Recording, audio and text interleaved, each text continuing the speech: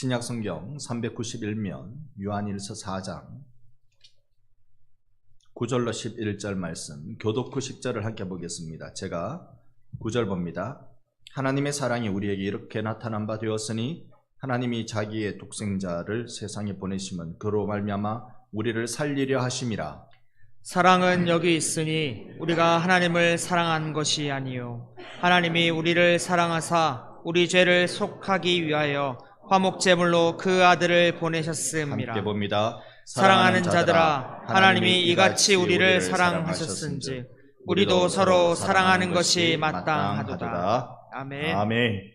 할렐루야. 아멘. 우리 좌우로 한번 인사합니다. 사랑합니다. 존경합니다. 사랑하고 존경합니다. 10월 31일은 어떤 날입니까? 잊혀진 계절이라는 가요의 가사말을 보면 10월의 마지막 밤 노래하고 있는데, 또 그 밤은 세상은 할로윈데이라고 말하면서 그렇게 세속적 축제를 지키는 시간이 되기도 합니다. 늦가을 만추, 가을의 낭만이 있는 때이기도 하고요, 축제의 때이기도 합니다.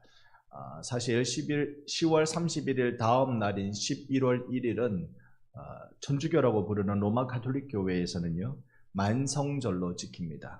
온 세상의 모든 성인들의 날, 사실 매일마다 로마교는 성인의 날이 즉 이렇게 지정해 놓고 있어요. 종교개혁가 마틴 루터도 아버지 이름, 아버지 성하고 자기 성하고 루터가 성이고요, 이름이 마틴인데 마틴이라고 부른 이유는 그가 태어난 날이 성자 마틴을 기리는 날이거든요. 그래서 아들 이름을 마틴이라고 지었어요. 그렇게 많은 성인들을 기억하고 또 성인에게 기도하고 성인에게 복을 비는 우상숭배적 요소를 가지고 있는 게 로마 가톨릭 교회, 천주교회입니다. 그래서 여러분, 로마 가톨릭 교회가 가지고 있는 잘못된 신앙관은 뭐냐면 자꾸 빌면 구원을 받는다는 거예요. 마리아에게 빌고 베드로에게 빌고 마틴에게 빌고 자꾸 성자에게 빌면 구원을 받는다. 여러분, 우리의 구원은 비나이다라고 받는 게 아니라 예수 믿어야 받는 줄 믿습니다.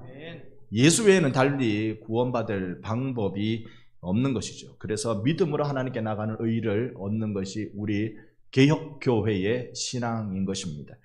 종교개혁이 이루는 세 가지 성취 몇 번이나 말씀드렸습니다만, 제가 숫자를 부르면 여러분 글을 한번 읽어주시겠습니까? 1, 2, 오직 은혜, 3, 오직 믿음.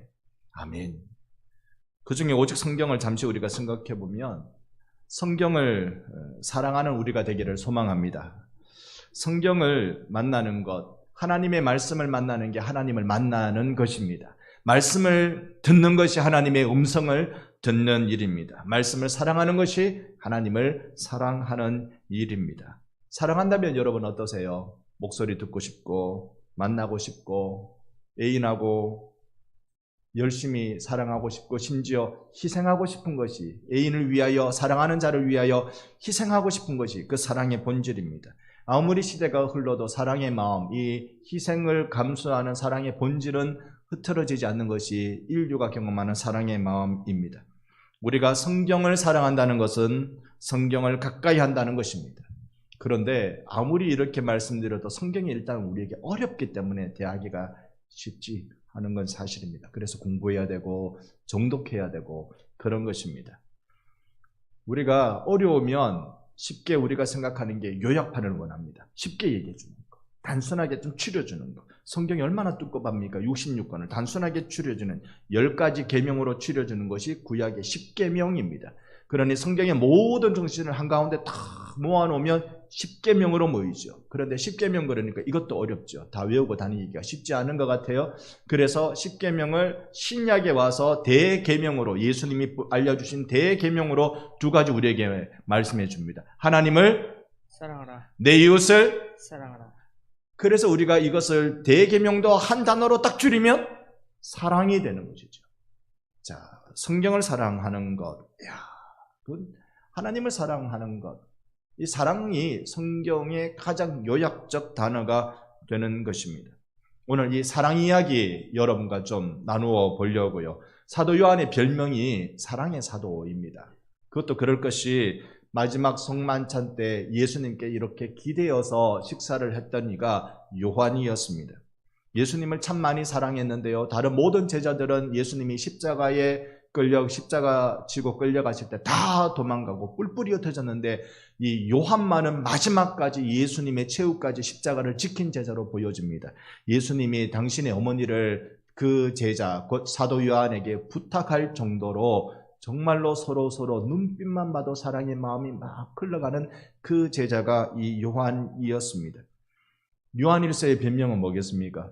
사랑의 편지, 사랑의 서신이 요한일서의 별명입니다. 이 요한일서를 읽어가면 사랑 천지입니다. 어떤 장을 읽어도 사랑이 가득합니다. 자꾸 사랑 이야기하는 것. 요한이 왜 요한일서를 쓰면서 사랑 이야기할까요? 자기가 에베소 교회를 목회하고 있는데 사실 교회에 문제가 크게 일어났기 때문에 그렇습니다. 교회에 큰 분열이 일어났고 아픔이 일어났고 이 교회 안에 말로 다 할 수 없는 이 신음하고 고통하는 게 온 성도들에게 다 일어났기 때문에 이걸 치유하고 회복하는 방법으로 사랑이다. 사랑이 이 교회를 치유할 수 있다고 믿고 그래서 요한서신은 5장밖에 되지 않는 편지입니다만 그토록 사랑 이야기를 많이 해주고 있는 것입니다. 여러분 우리 교회도 사랑이 필요한 줄 믿습니다. 옆에 분께 사랑 좀 먹여주실래요? 같이 인사합시다. 사랑합니다. 정말 사랑합니다. 이 사랑이 필요한 것입니다. 성경이 알려주는 바 그러면 그 사랑은 무엇일까요? 이게 요한일서의 정수를 우리가 보게 되는데요. 첫째, 여러분 한번 받아합시다. 하나님은 나를 사랑하십니다. 아멘. 4장 9절입니다. 우리 함께 읽어볼게요. 하나님의 사랑이 우리에게 이렇게 나타난 바 되었으니 하나님이 자기의 독생자를 세상에 보내심은 그로 말미암아 우리를 살리려 하심이라. 아멘. 예수로 나를 살리신 이유가 뭐라고요? 하나님이 나를 사랑하시기 때문에. 하나님의 사랑이 독생자를 세상에 보내게 만드신 것입니다. 그 사랑이란 나를 살리는 사랑입니다. 오늘 이 아침에도 하나님이 나를 사랑하시는 줄 믿습니다. 2000년 전 나를 사랑하시기 위해 당신의 아들을 보내신 그 사랑, 하나님은 오늘 나를 사랑하시기 위해 생명의 말씀을 나에게 보내주시는 줄 믿습니다. 바로 지금 나를 살리기 위해서 나를 사랑하고 계시는 것입니다. 그분의 사랑은 우리를 살리고자 하는 열심을 품고 있습니다.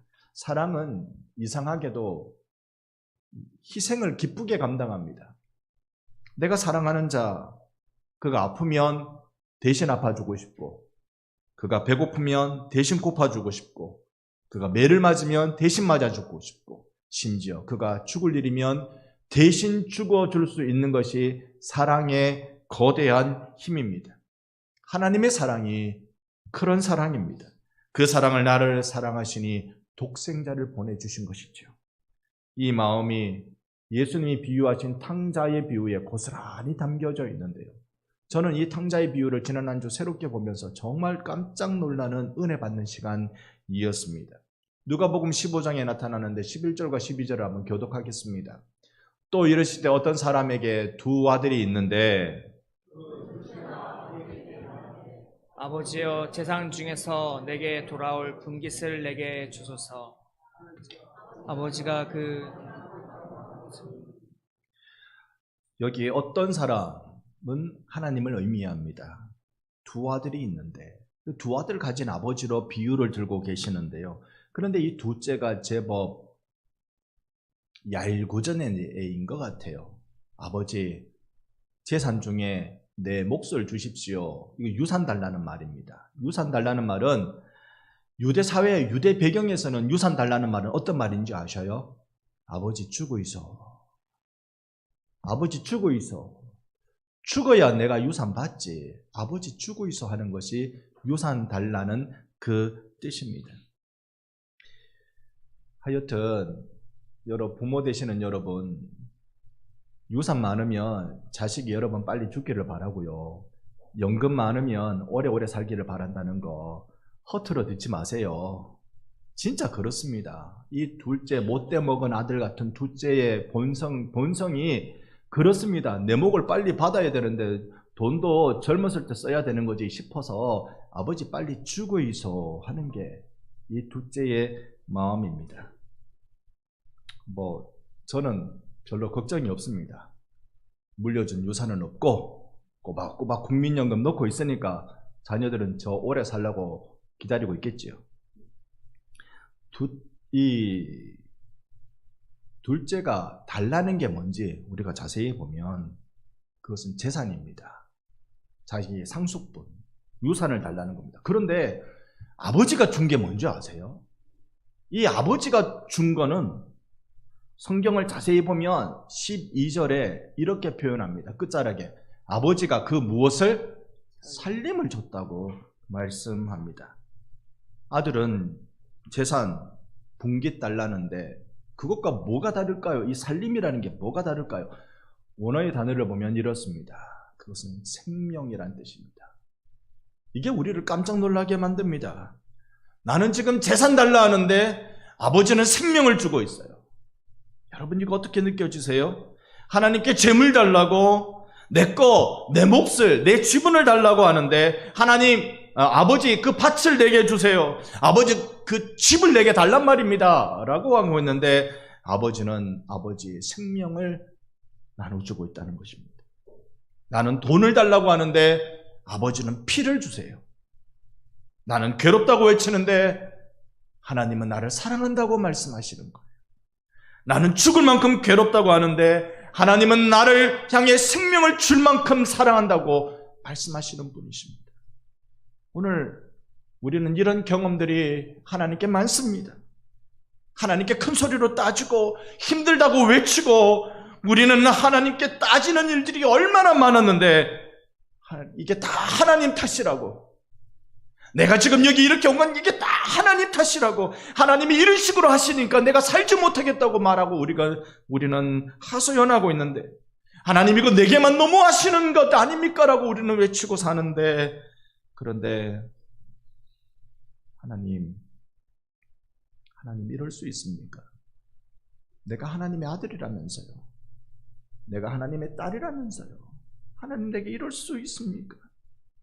이렇게 따지는데 하나님은 우리에게 오셔서 말없이 안아주고 계시는 분이십니다. 힘들다고 하소연하는데, 원망하고 불평하는데 말없이 우리 앞에 안아주고 계시는 분이 우리의 하나님이십니다. 하나님은 변명하지 않으시고 그저 안으시면서 우리에게 해주시는 말씀이 아들아 사랑해, 딸아 사랑해. 하나님은 우리의 원망과 우리의 아픔 속에 찾아오셔서 사랑한다고 말씀해 주고 계십니다. 하나님은 나를 사랑하시는 줄 믿습니다. 하나님은 나에게 생명 주시며 사랑하시는 줄 믿습니다. 하나님은 나의 생명 예수를 주시면서까지 사랑하시는 줄 믿습니다. 이 하나님의 사랑이 우리에게 감격이고 감동인 것입니다. 둘째도 한번 좀 따라해 주시겠습니까? 하나님은 예수님을 통해 나를 사랑하십니다. 아멘. 여러분, 나의 근본적인 문제는 무엇일까요? 무엇 때문에 내가 힘들고 죽겠다고 아우성이고 우리가 살아가는 삶의 큰 문제는 무엇 때문일까요? 여러 가지 이유가 있겠지만, 여러분, 세상은 평화 원하지만 전쟁의 소문도 늘어납니다. 이 모든 인간 고통 두려움뿐 그 지겨움 끝없네라는 찬양을 여러분 기억하실 것입니다. 이유가 뭘까요? 세상의 시작인 창세기의 말씀을 통해서 보면 이렇습니다. 3장에 드러나는데 아담과 하와가 하나님께 범죄했을 때 하나님의 거룩이 아담과 하와와 부딪힐 때 일어났던 그 말씀이 3장 16절과 17절인데 한번 교독해 봅니다. 또 여자에게 이르시되 내가 내게 임신하는 고통을 크게 더하리니 내가 수고하고 자식을 낳을 것이며 너는 남편을 원하고 남편은 너를 다스릴 것이니라 하시고, 아담에게 이르시되 내가 내 아내의 말을 듣고 내가 내게 먹지 말라 한 나무의 열매를 먹었은즉 너로 말미암아 저주를 받고 너는 내 평생에 수고하여야 그 소산을 먹으리라. 아멘. 이 본문을 자세히 설명할 수는 없지만 동일하게 16절에는 고통과 수고를, 17절에는 저주와 수고를 이야기하고 있습니다. 고통도 저주도 우리 모두에게 수고로움입니다. 고통을 받아야, 저주를 받아야 하는 그 수고로움이 있어야 하는 죄의 결과를 인류가 맞이하게 된 것입니다. 3장 23절, 24절을 우리가 보시면 23절에는 에덴 동산에서 하나님이 그를 내보내시지요. 24절에 보면 그 사람을 쫓아내십니다. 에덴 동산에서 쫓겨남, 하나님과 교제하던 그 아름다운 사귐에서 쫓겨남, 이게 죄의 무서운 결과입니다. 이사야 59장 1절과 2절을 보면 교독할 때에 여호와의 손이 짧아 구원하지 못하심도 아니요 귀가 둔하여 듣지 못하심도 아니라 오직 너희 죄악이 너희와 너희 하나님 사이를 갈라 놓았고 너희 죄가 그의 얼굴을 가리어서 너희에게서 듣지 아니시게 함이니라. 왜 하나님과 내가 사귐이 끊어진 것 같을까요? 죄가 하나님과 나 사이를 가려버렸기 때문에 그렇습니다. 이 죄의 문제를 해결하지 않고서는 아무도 하나님을 볼 수가, 만날 수가, 사귈 수가 없는 것입니다. 오직 너희의 죄악이 나와 너희 사이를 가리게 만들었다. 나는 하나님을 찾아뵈려고 노력합니다. 그러나 어디에서도 하나님을 발견할 수 없을 때, 소위 신앙의 슬럼프라고 말하는 그때, 아무리 몸부림쳐서 하나님을 배우려고 하나님을 만날 곳을 찾아보지만 만나지 못하는 것, 내가 교회당에 가서 기도해봐야지라고 해도, 내가 저 산속에 들어가서 산기도해야지, 내가 기도원에 가서 기도해야지라고 해도, 어떤 부흥 집회에 가서 내가 주님을 만나야지 해도 내 가슴이 만나지 못하는 이유가 있다면 그것은 내 속에 죄가 있기 때문에 그런 것입니다. 나 스스로 하나님을 찾으려고 몸부림치지만 찾을 수 없을 그때 하나님이 나를 찾아오시는 것이 우리 교회의 은혜인 것입니다. 하나님은 나에게 당신의 생명을 떼어주시려고 우리를 찾아오시는 분인 줄 믿습니다. 우리 그 하나님을 만나러 갑시다. 내게 오시는 그 하나님을 우리는 오히려 만납시다. 요한일서 오늘 본문 4장 10절의 말씀입니다. 함께 읽어봅니다. 사랑은 여기 있으니 우리가 하나님을 사랑한 것이요 하나님이 우리를 사랑하사 우리 죄를 속하기 위하여 화목제물로 그 아들을 보내셨습니다. 아멘. 잘 보세요. 사랑은 어디에 있다? 여기에 있다. 이 사랑의 사도가 말해주는 거예요. 사랑은 어디에 있는 줄 아니? 여기에 있어. 여기에. 그 여기가 어디입니까? 여기가 바로 예수 보내신 곳입니다. 예수 보내신 그곳이 여기에 사랑이 있다라고 말하는 그 장소입니다. 다른 곳이 아니에요. 예수께서 화목제물로 죽으신 그 현장이 바로 하나님의 사랑이 있는 곳입니다. 예수는 하나님이 보내신 어린 양입니다. 예수는 하나님의 양, 우리의 죄를 짊어지고 가실 하나님의 양입니다.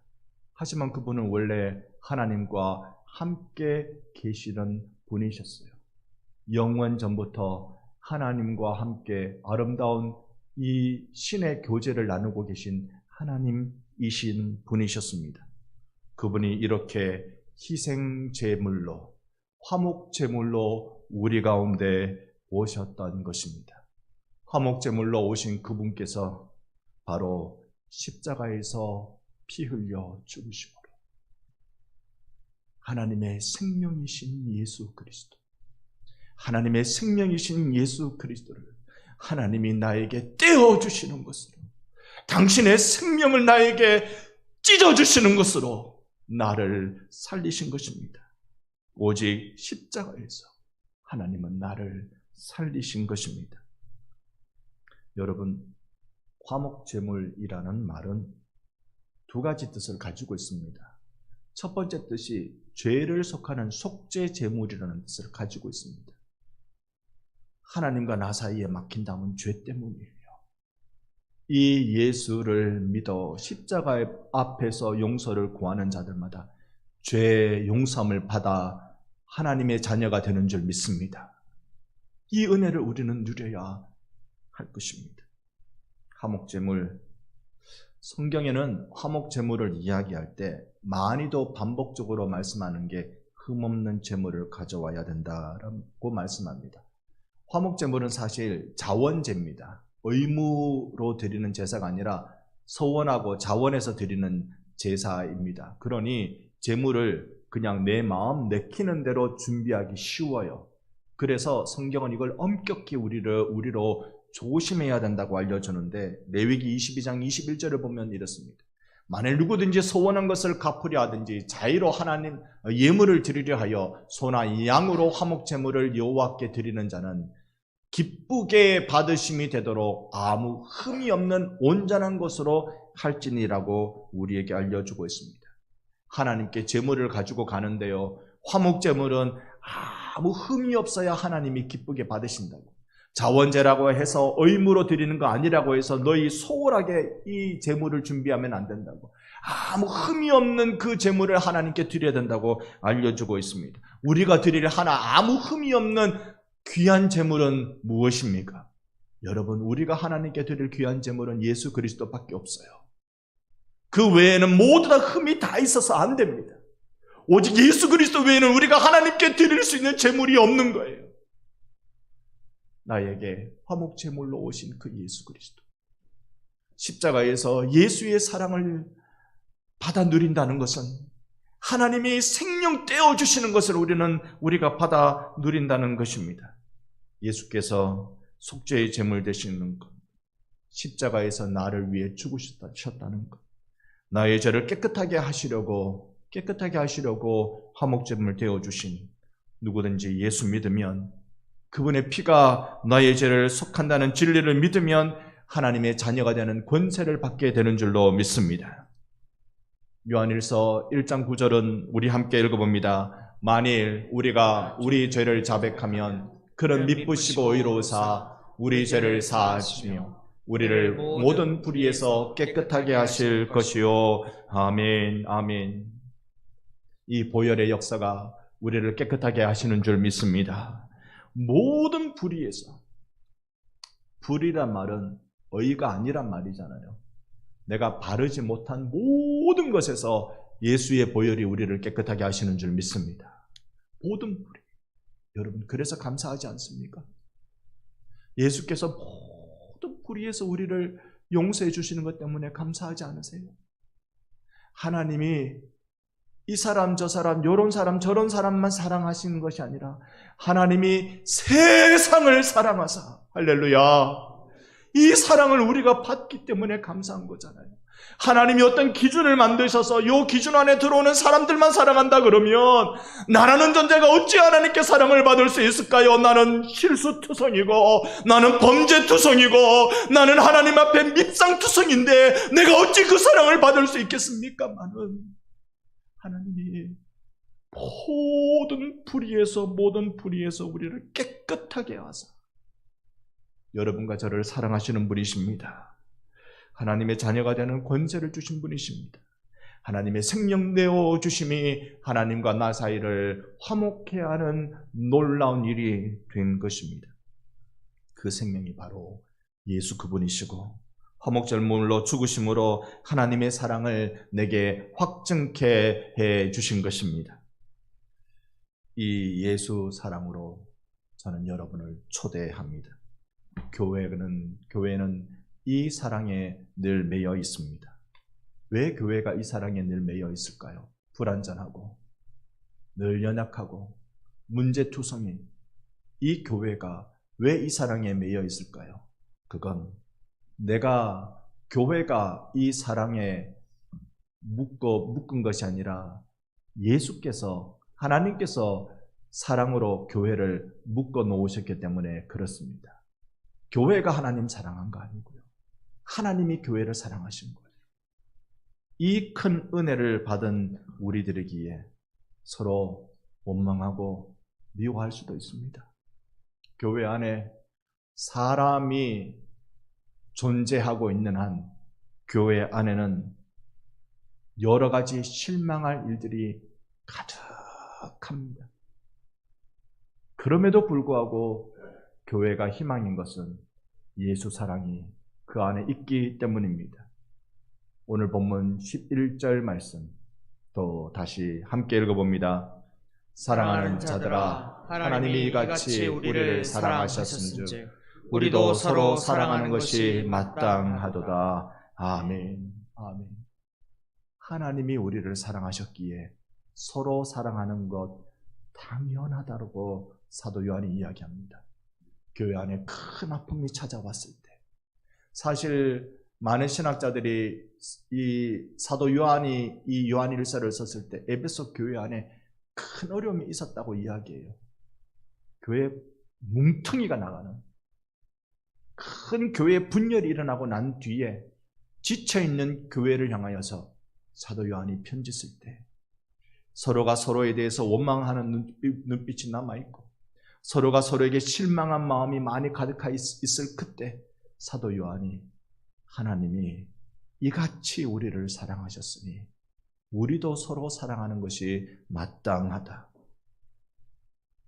오늘 하나님이 우리에게 주시는 숙제라고 믿습니다. 우리는 그 사랑을 받은 자이기에 연습해야 하겠습니다. 그러니 사랑한다는 연습을 우리 함께 하셔야 할 것이고 또 해보아야 할 것입니다. 다시 한번 옆에 분과 우리 겸손히 한번 인사하십시다. 사랑합니다. 진실로 사랑합니다. 사랑하라는 이 대계명을 우리는 늘 연습해야 합니다. 그런데요, 하라 한다고 됩니까? 사랑하라 한다고 사랑이 됩니까? 그럴 것 같으면 세상에 전쟁이 왜 일어나고 세상에 이 불의한 일이 왜 있을까요? 이건 하라 한다고 되는 게 아니에요. 사랑을 할 수 있는 가장 중요한 방법은, 가장 확실한 방법은 사랑을 받는 겁니다. 사랑을 받는 사람이 사랑을 할 수 있어요. 이건 틀림없는 사실입니다. 사랑이 부족한 사람은, 모자란 사람은 사랑하기가 어렵습니다. 우리에게 나를 사랑해 주는 이가 누구입니까? 우리네 부모가 우리 사랑을 좀 적게 해줄 수도 있어요. 사랑이 필요할 때 부모가 내 곁에 없었을 수도 있어요. 내가 기대했던 배우자의 사랑을 그만큼 받아 누리지 못했을 수도 있어요. 실망했을 수도 있어요. 교회에 사랑받으려고 들어왔더니 교회에서 사랑이 아니라 상처받고 힘들어할 수도 있어요. 그러나 우리가 사랑을 받는 유일한 원천은 나를 사랑하셔서 내게 생명을 떼어주신 하나님의 거룩한 사랑이 아직도 우리에게 유효하기 때문에 우리는 사랑을 받을 수 있는 자인 줄로 믿습니다. 이 사랑이 우리 안에 아직도 뜨겁게 용솟음치기 때문에 하나님 아버지께서 아들 예수를 내보내시면서 나를 사랑하시는 그 사랑이 아직도 나에게, 그 뜨거운 피가 나에게 흘러 들어오기 때문에 나는 오늘 다시 마음을 고쳐먹고 사랑의 자리로 나갈 수 있는 것입니다. 기억하면 돼요. 하나님이 나를 사랑하신다는 그 사실을 기억하면 돼요. 하나님이 나를 사랑하십니다. 하나님이 나에게 당신의 생명을 주시면서까지 사랑하십니다. 하나님이 당신의 유일한 아들의 생명을 주시면까지 나를 사랑하시는 분인 줄로 믿습니다. 이 사랑을 깊어가는 가을 10월을 마감하는 몇 날 안 남겨둔 이때에 주님의 이름으로 깊이 경험하시기를 예수님 이름으로 축원합니다. 아멘. 아멘. 찬송가